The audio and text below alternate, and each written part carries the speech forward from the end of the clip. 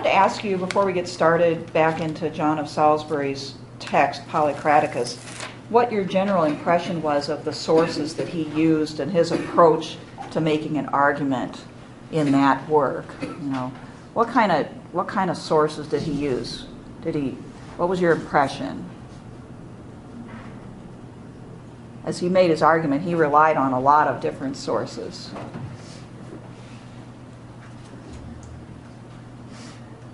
Yeah, in the Metalogicon, it's almost entirely philosophic sources, right? Okay. And that's kind of a surprise because he was a religious man, ended up being a bishop, right?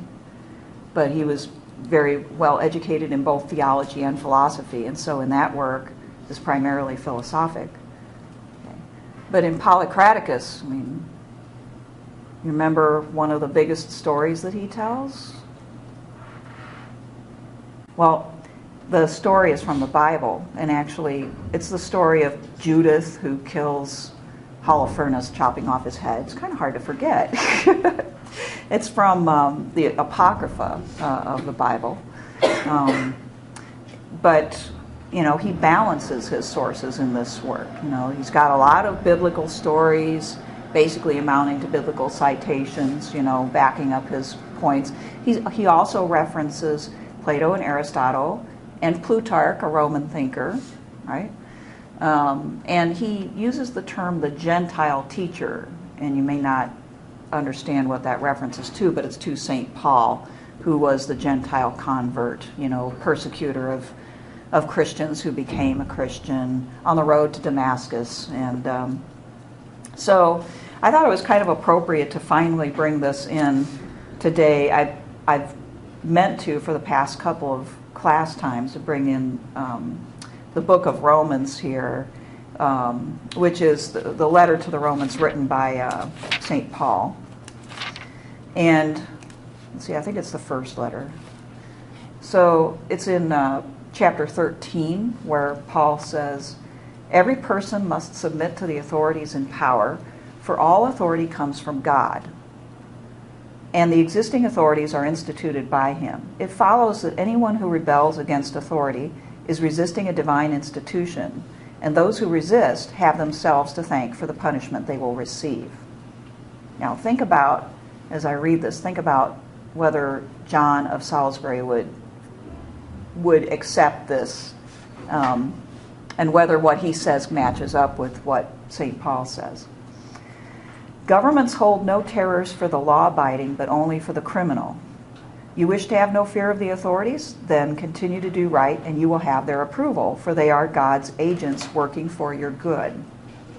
But if you are doing wrong, then you will have cause to fear them. It is not for nothing that they hold the power of the sword, for they are God's agents of punishment, bringing retribution on the offender. That is why you are obliged to submit. It is an obligation imposed not merely by fear of retribution, but by conscience. That's why you also pay taxes. The authorities are in God's service, and it is to this they devote their energies." Okay. What do you think? Would John be comfortable with accepting this as kind of the final word on the Christian's position relative to government? It's kind of interesting. Would St. Augustine? Yeah, he'd be more likely to. This sounds like St. Augustine, doesn't it? His government was instituted by God. If it's being oppressive, it's because there's some reason why people deserve it. There's some purpose to it, and it's not for us to really always figure that out, exactly what the purpose is, but we have to accept it. But we find in John a mixed message, okay? On the one hand, government sometimes does serve this purpose of punishment that Augustine notices, but sometimes it's just wrong. So this particular passage, of course, isn't the only passage in the Bible that emphasizes obedience, and there are other passages in the Bible that don't, okay?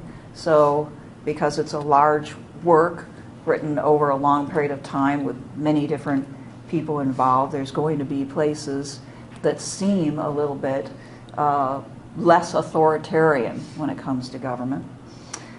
So different writers choose different parts to emphasize. That should be no surprise.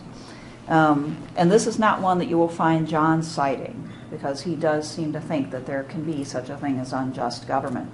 And this was a theme which was to continue during the Middle Ages, culminating in the idea that it was justified at times to disobey government, rebel against government. You see a very early example of it here, and he's quite strident, actually.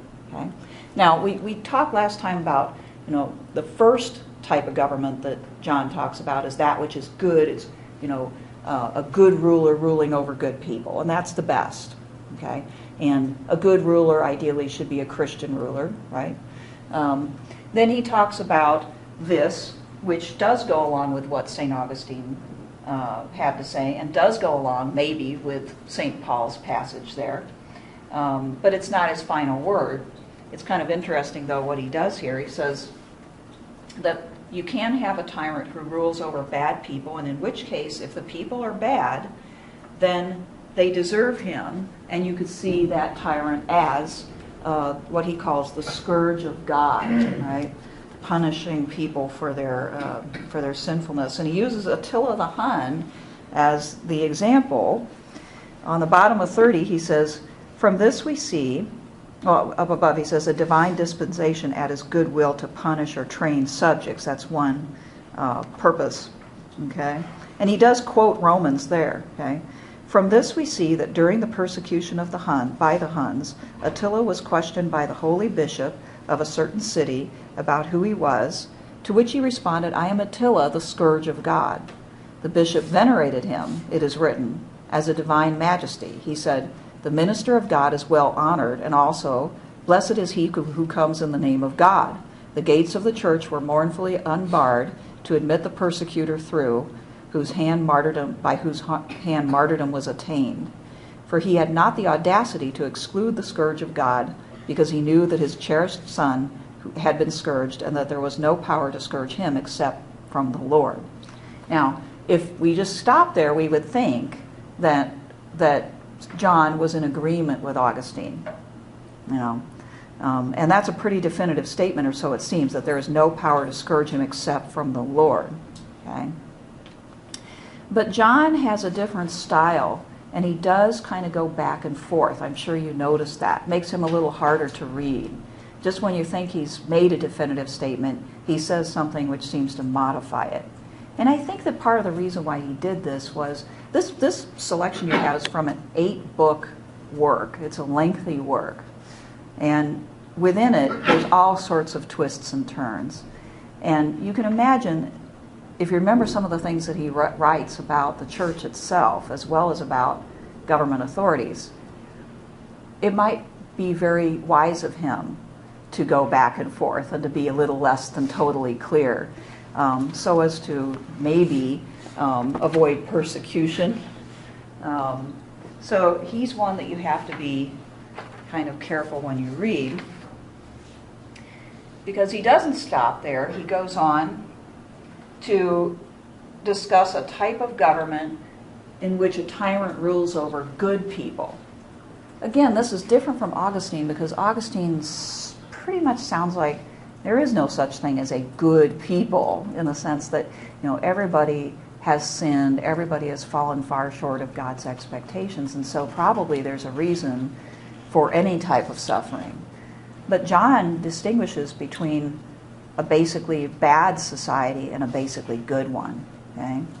And exactly how he measures this is an open question. Is it a truly Christian society, or could it be a law-abiding, decent society, whether Christian or not? Okay?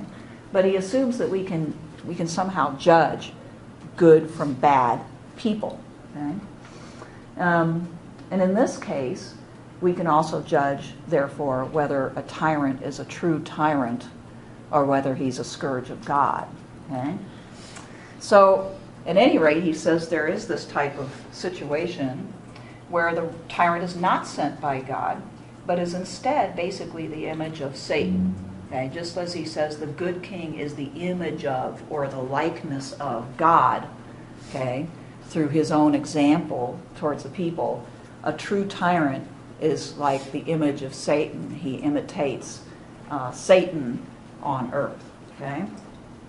Now, in that case, what is the Christian's responsibility relative to a ruler like this?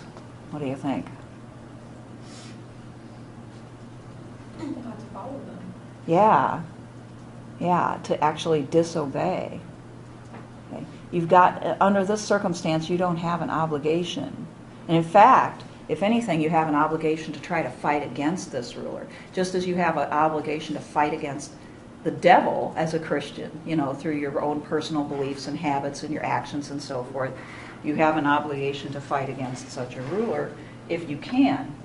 So he actually goes so far as to say that such tyrants may be killed. This is the 12th century, okay?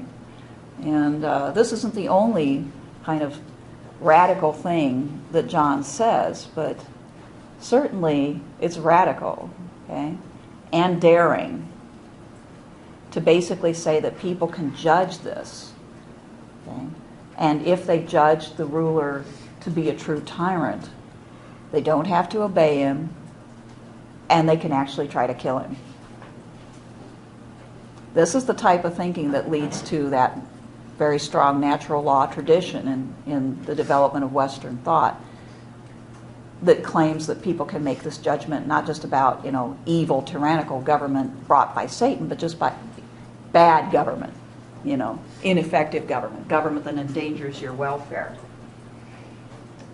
So he says, as the image of the deity, the ruler is to be loved, venerated, and respected.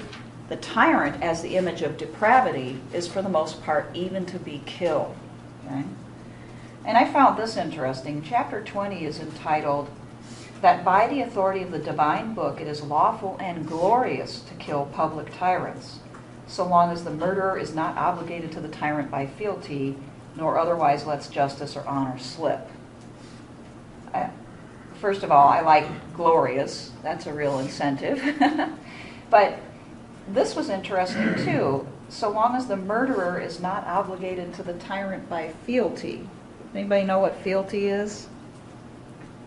Owing a debt, essentially. Yeah. In the feudal system, if you were under a lord and he was protecting you, then you owed him your loyalty. Fealty is basically loyalty, And the interesting thing is not only that he qualifies it like that, because that, really raises some serious questions. Almost everybody in the feudal system was obligated by fealty to their lord, and through their lord to the prince, and so forth. So this would make you pause a little bit.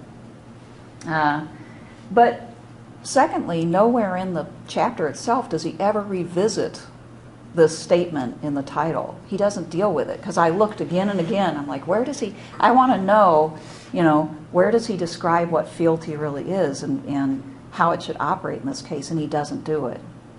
So it's possible that he put that in there to kind of throw off, throw the reader off the scent just a little bit, But it's a little mysterious, and again, this is aspect of the way that he writes. It's a little. I guess my advice is when it comes to writers like John, you have to understand the thrust of their argument, because if you get hung up on a detail like this, you could easily think, well, that kind of blows the whole argument about killing tyrants, but it really doesn't, because he goes on and on and on and on about the obligation and the gloriousness of killing tyrants. Okay, so this doesn't seem to mean very much here.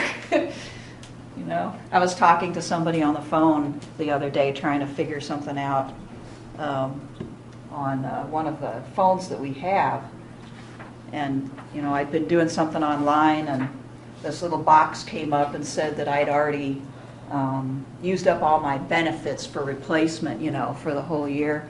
But I hadn't ever done that. So I called them up and spent 15 minutes getting nowhere with them. And finally I said, so you're saying that this doesn't mean anything, right? They said, that's correct, it doesn't. So maybe this is the same thing in this title, you know. Yeah. Could he possibly be saying, like, you know, the whole issue of fealty that he says, like, it's not just if you used to take out a tyrant just so that you can get ahead, or you're like, I don't like this person, so I'm going to call him a tyrant and kill him even though he's, like, ahead of me? Maybe. I mean, it might temper, it might be there to temper people's ambition a little bit. Yeah, you're right, because It's just like, it just sticks out everything else he says. it really does. It really does. I mean, it's one of those things that you have to ask yourself, what's that there for? And true, there is a temptation, though he doesn't elaborate on that in his writing, but there would be a temptation to basically call whomever you don't like a tyrant, right? I don't like him, he's not nice to me, so, you know, he's a tyrant. But if that were his intention, you would expect him to give you some guidelines about making this judgment for yourself when you can break fealty. And he doesn't do that. So it's a possibility, but it's pretty mysterious. Now, I wanted to spend some time on this story because John spends a lot of time on this story. It's the story of Judith and Holofernes. And this is from the book of Judith, which, as I said, is in the Apocrypha. Some of you may have come into contact with the Apocrypha. They are not in the standard Protestant Bible typically. But obviously, John knows this story really well and was really impressed by it. And it's kind of gory, you know. It's a memorable story. Holofernes was a general from Babylonia under King Nebuchadnezzar. And Nebuchadnezzar was a famous persecutor of the Jews, right? And Holofernes' army was invading Judith's city. So Judith goes into his camp, and with very sweet words and flattering, she basically seduces him and he takes her into his tent, right? And he gets drunk, which she encourages him to do. They're having a good time. But apparently she does not. And that's the key to success in situations like this. He kept drinking, she didn't, apparently.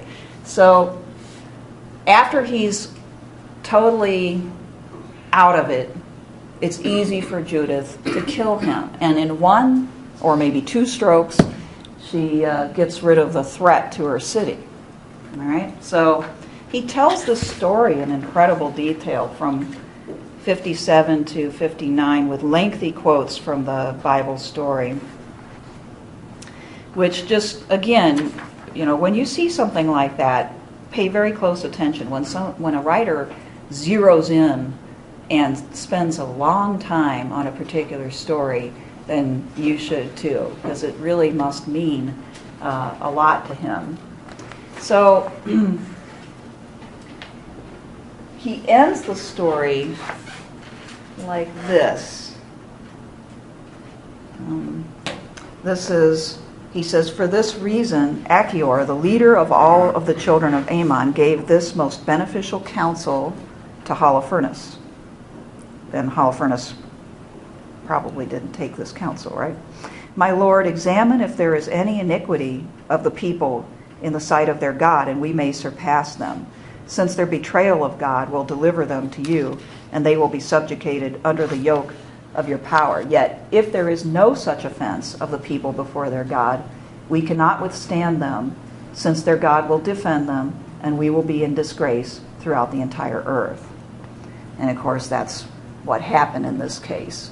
So the story seems to suggest that God was with Judith and her people, and that he used Judith, in this case, as the scourge of God against Holofernes. Okay? So there's waging war, and then there's this type of action, which avoids war, but gets the same thing accomplished. Is anybody surprised that John would spend this much time on this story? Or would choose this particular story? Yeah, it kind of gets his point across in a way, and it doesn't like do the Christian beliefs, since Joey a lot of time would be Christian, and so it's like it's better than maybe using an ancient Greek story, because that might have gotten him in a little bit of trouble. But he's like, see, this is God saying that it's so that, you know, when it comes to a truly evil tyrant ruler, it is okay to get rid of him. So it kind of just like hits the point even harder. This is God's will. Yeah, and God did this through one woman, you know, one person and a woman, you know, showing that if it is God's will, basically it's going to be done regardless of the instrument involved. You know, the weakest become the strongest with God's help. So, and this is a biblical story, so he has that biblical authority on his side. And it is very, very memorable. So he could have picked a different story to emphasize, but maybe another reason he chooses that is simply because it's so memorable. And once it gets stuck in your head, it's hard to get it out, you know. Cutting off the head. Now, he describes elsewhere in the book, the king is the head of the body when he, you know, uses this imagery of the body politic. Okay? So that kind of resonates with that. Judith cuts off the head of Holofernes, but Judith, representing God's justice, can cut off the head of the kingdom, right? And that is justified if it's God's will. All right, so that's one surprising thing. And like I said, as we move through medieval into early modern, the argument that you can judge the effectiveness as well as the justice of government and revolt against it or even commit tyrannicide is strengthened and eventually becomes a secular argument as well as continuing to be a religious argument. Okay? And so these are the roots of that right to revolution that develops later on in Western political thought. Okay? Has its roots all the way back here. You know, and it comes from basically the unfortunate or uncomfortable fact, uncomfortable for kings, that there is this document, the Bible, and this institution, the church, that can't be ignored, and it has teachings in it that can be applied to determine whether, you know, somebody is good or bad, just or unjust. And from that comes, you know, the ability of people like John to basically extrapolate. Okay? So that's one controversial teaching. Another one, which might be even more surprising, has to do with the church. Now, you may remember he worked for Becket. Thomas Becket ended up being assassinated by King Henry because he and Henry fought over the role of the church, the proper role of the church. And Becket's position was that the church should be supreme and it should rule over its own territories and it should take precedence in judging its own people and ought to be able to tax people and so forth. And Henry did not like that. You know, he wanted to have more control in his kingdom. And they ended up butting heads and Becket paid the price. So John, associated with Becket, you would kind of suspect that maybe he would be afraid to say some of the things that he says about the church as well as about the king, you know, the stuff that he's just said. But apparently he is not, or not enough. And by the way, nothing happened to him. He died of a natural death. He was advanced to Bishop of Chartres by the church. Okay? So, I think I've said to you before, the Middle Ages was as far as persecution, church persecution, many people are taught, you know, the church was burning people at the stake for every century of the Dark Ages. But it came and it went as far as the intensity. And there were times when people were relatively free to say what they wanted to say. Okay? Obviously, nothing happened to John. He got promoted. But he starts out with the image of the body, saying that religion and the church, which represents it on earth, is like the soul, and the king is the head. Okay? And so they both have their place, but without the soul, there's no animation, there's no life. And so it seems as though the soul is more important than the head in his rendition. Okay? He says at the bottom of 38, the position of the head in the republic is occupied by a ruler subject only to God and to those who act in his place on earth. Okay? So that would be kind of resonating with Beckett's position, right? The ruler is subject only to God and to those who act in his place on earth, the church. Inasmuch as in the human body the head is stimulated and ruled by the soul, the place of the heart is occupied by the Senate, from which proceeds the beginning of the good and bad works. The duties of the ears, eyes, and mouth are claimed by the judges and governors of the provinces. Is very elaborate, much more elaborate than Marie's rendition. The hands coincide with officials and soldiers. Those who always assist the ruler are comparable to the flanks. Treasurers and record keepers resemble the shape of the stomach and the intestines. That'd be like our IRS. And especially pertinent today, right? These, if they accumulate with great avidity and tenaciously preserve their accumulation, engender innumerable and incurable diseases, so that their infection threatens the ruin of the whole body. Further, the feet coincide with the peasants, perpetually bound to the soil, for whom it is all the more necessary that the head take precautions, and that they more often meet with accidents while they walk on the earth in bodily subservience. And those who erect, sustain, and move forward the mass of the whole body are justly owed shelter and support. Remove from the fittest body the aid of the feet, it does not proceed under its own power, but either crawls shamefully, uselessly, and offensively on its hands, or else is moved with the assistance of brute animals. So part of the lesson is the same there, right? You have to pay attention to the welfare of the people. They're very important. The government can become abusive. The government can gobble up all of your sustenance. There needs to be balance, right? In the end, though, you need government, because without it, you're subject to violence and war, and you don't have the protection you need. So there's a place for it. But everything has to be in balance. And the soul is the most important. It rules even the head. Okay? So for John, he's an advocate of, the church supremacy over the state, but he does discuss there's balance. There's things that the church is supposed to be in charge of. There's things that the state is supposed to be in charge of. Okay? He says the ruler is a minister of priests and their inferior. Now, what he seems to mean by that is that there are certain functions, he says, that the priests should not do because it is beneath their dignity, or it doesn't go along with their primary mission, which is the saving of souls. But the church is ultimately responsible for them nonetheless. He says the sword is accepted by the ruler from the hand of the church. Okay, this is the old-fashioned position of church authority. It gives the authority of the king. It gives him the power of the sword. Although it still does not itself possess the bloody sword entirely, for while it has this sword, yet it is used by the hand of the ruler. Okay? So the church ultimately has the sword, but it gives it to the ruler to use, okay, at the discretion of the church.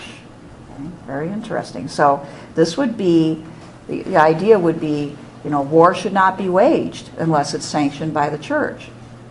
From which, this just war theory that we've been discussing and will continue to discuss over time comes in. The church developed a whole doctrine of just war, which it claimed to be able to apply to foreign policy, right? So the king should come to the church and ask, permission. And they had people like John, like before he was killed, Becket, okay, who were both church officials and advisors to the king. who were called upon to consult. That's what they were supposed to do. But as I said, sometimes kings got resentful of this interference. He says, the ruler, therefore, is a sort of minister of the priests and one who exercises those features of the sacred duties that seem an indignity in the hands of priests. Okay. Does that surprise anybody? That basically he would say that the sword, the use of the sword, that is war, is one of the sacred duties of the church, basically, which it places into the hands of the king.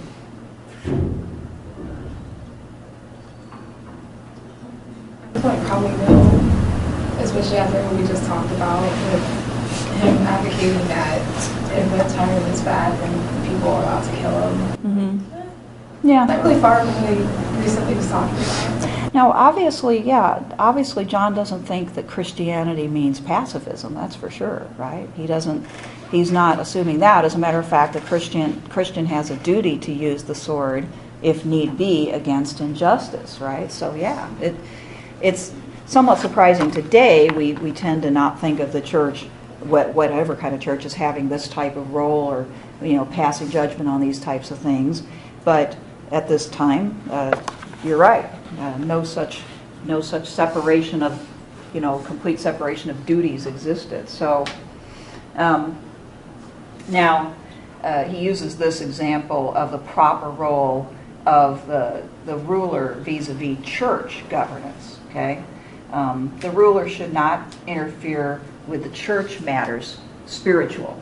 Okay, and the example he gives of Emperor Constantine, whom we've already talked about, who called the first council of Nicaea. That was a council of priests, bishops, I guess, what we would now call bishops, maybe, who were brought together to discuss and sort of unify church policy, to kind of everybody get on the same page. One of the things that they decided was the belief in the divinity of Christ, and the first part of the Nicene Creed was developed at this council. So he said Constantine convened it, but then he sat back and he allowed the religious men to do their work and did not interfere. And that's the proper role of the secular leader, so to speak, of the king, is to not interfere in spiritual matters, to facilitate but not interfere. Okay?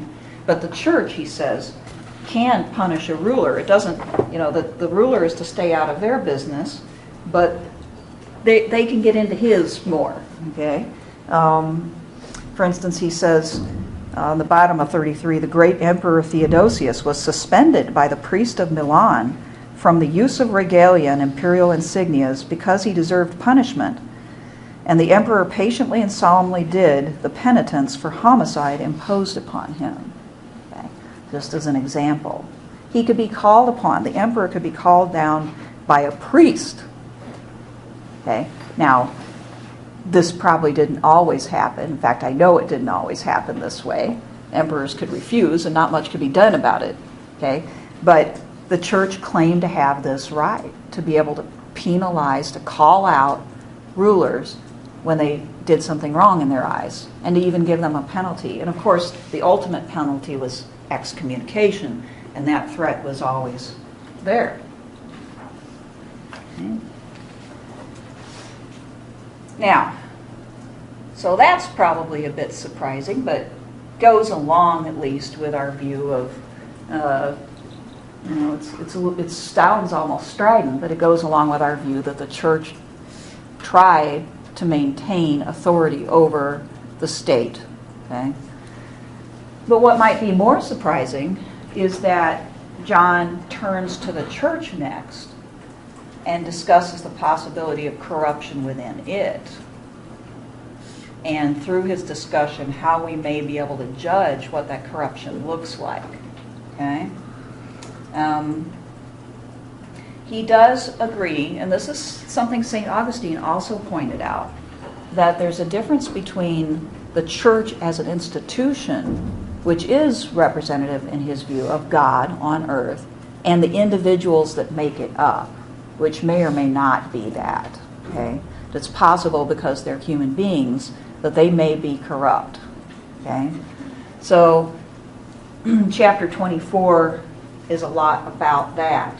Okay, he starts off with a statement that doesn't even seem to apply. And again, this is, I think, his style. He starts off as, actually the title doesn't give away the subject of the chapter either. It kind of throws you off.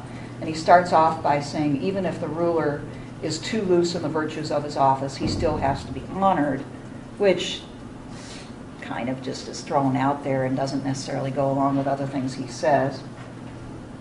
But then we find that despite his opening statement, most of this chapter 24 is about the church, and he goes really quite personal, you might say, okay, in his discussion. Even addressing the Pope Adrian himself.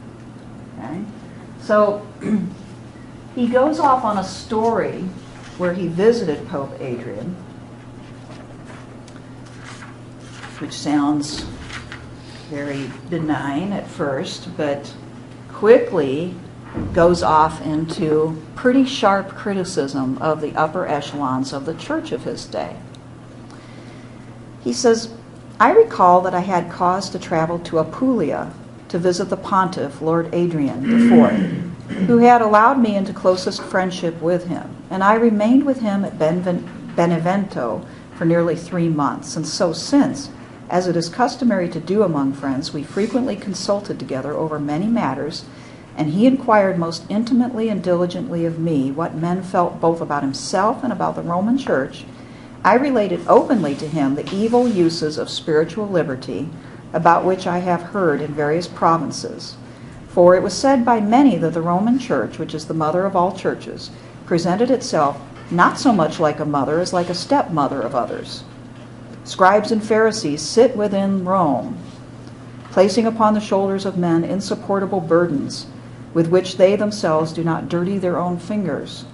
They are lords over the clergy, and they do not become the models who lead the flock down the correct path of life. They accumulate valuable furnishings, they pile up gold and silver at the bank, even economizing too much in their own expenses out of avarice.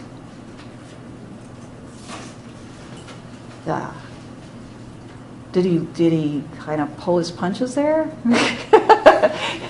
Isn't that surprising? Starts out really nice, we're great friends. I came and visited. We were in the deepest confidence. I was asked, what do you hear about the church? And I honestly said, and then he goes into this very strident, criticism. Calls the higher officials of the Roman Church scribes and Pharisees. Does anybody know what that's a reference to? Like in I think it's Matthew, like Jesus goes, "Woe to you, scribes and Pharisees!" And there's 7 of them. Yep. Yeah, Yep. They are misleading teachers who emphasize the wrong things and are hung up on the rules and regulations and corrupt in a way, right? So yes. So by calling them this, that's a very strong criticism. Okay?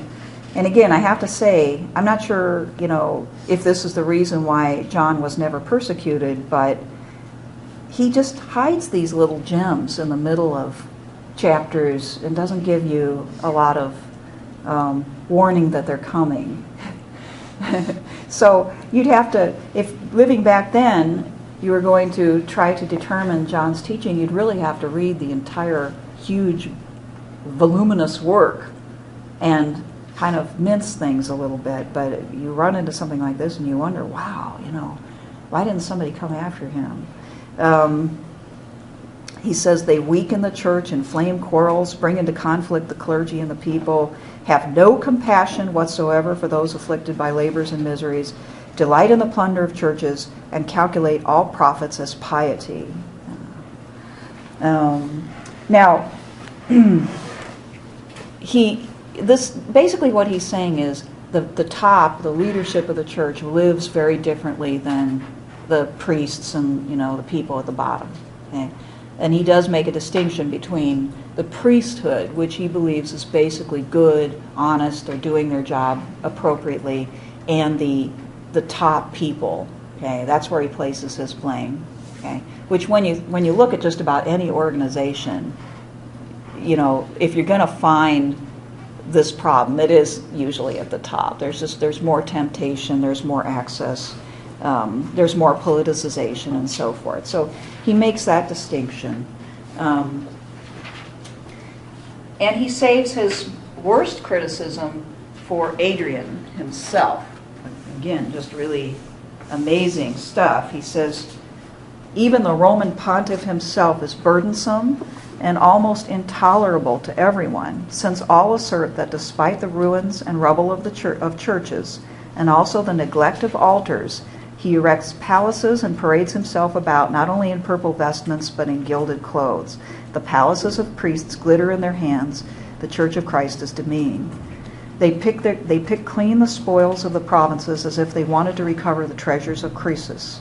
But the Most High deals suitably with them, since they are themselves given over to the plunder of others, and frequently to the most vile of men.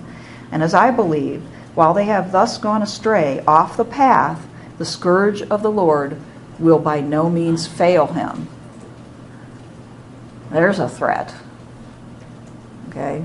He leaves this to be interpreted. He doesn't say exactly what that means. Okay? But he can't do much more to point out his disapproval of the way the current Pope, the Adrian, was living his life. Okay? Is that a surprise to you that somebody in the 12th century, a Catholic thinker like this, would be so blunt? It should be surprising, I mean, he doesn't seem to be particularly afraid. Yes, he's being a little careful to couch it, but, he not that afraid. Okay? And these are the types of thoughts that came around over and over again. This isn't that exceptional, actually. Now, he's among the most strident, who says things the most bluntly. But over the centuries, whenever they could see some corruption, there's always somebody there trying to point it out. Sometimes they did get persecuted. And, of course, during the Protestant Reformation period, the church was very corrupt, and so that's what Luther was doing. Or that's what he thought he was doing. I don't think Luther thought he was starting a whole new church. Yeah. Do you think he was so blunt because of his position in the church, and that he was kind of more protected? Like, it would take a lot for him to get into some serious trouble, that he was able to, instead of someone who's like on the outside, who didn't really have a strong position or friends in the church. Do you think he kind of like notice that he could be a little bit more outspoken? Maybe. I mean, I don't. It's just hard for me to imagine somebody being this blunt and outspoken and not logically having to fear that somehow somebody could get him. But he did have his association with the court, which most of the time was fairly good, despite his sometimes criticism of the king as well. He had his position in the church, but he was given that position by the church after he wrote this. So, I mean, I have tried to figure out exactly how this could happen. I haven't been able to exactly explain it, but I mean, that's as good a guess as any, is that he had sort of insulated himself to a certain extent by the associations that he had. He was associated with Becket, who was canonized right after his death because of his sticking up for the church's authority, and maybe because of that association he was given a free pass. So, hold the elevator. Okay, so anyway, again, you see rumblings that come around later and affect real change, the Reformation and the Counter-Reformation. So it wasn't like anybody hadn't thought of these things and written about them. And as long as the church was partly a political institution, it would continue to have these flare-ups of corruption. when it finally became not political, that's when things got better and more smooth for the church. But throughout this period of time, when it claimed the political authority and when it kept in close association with political rulers, it would obviously be very tempting for people to use religious position for political advantage, to not be in those positions for the right reasons, for instance, or once in the position to be tempted by the kind of power and influence that you could have. So my own opinion anyway is that corruption was caused by that close relationship, between the religious institutions and the political, and the separation of the two kind of cured that. So, and just a reminder, I've already talked about this, but I'll leave this up here for a second. We've discussed this passage where he really develops this, and he gives a different, and how Marie de France kind of warns people that the body will die if the stomach isn't fed, and it's sort of, but it's got the same sort of message in a way, but his rendition is a little bit more positive and a little less threatening. Okay, and the body politic image just keeps coming up again and again and again in medieval thought too. So.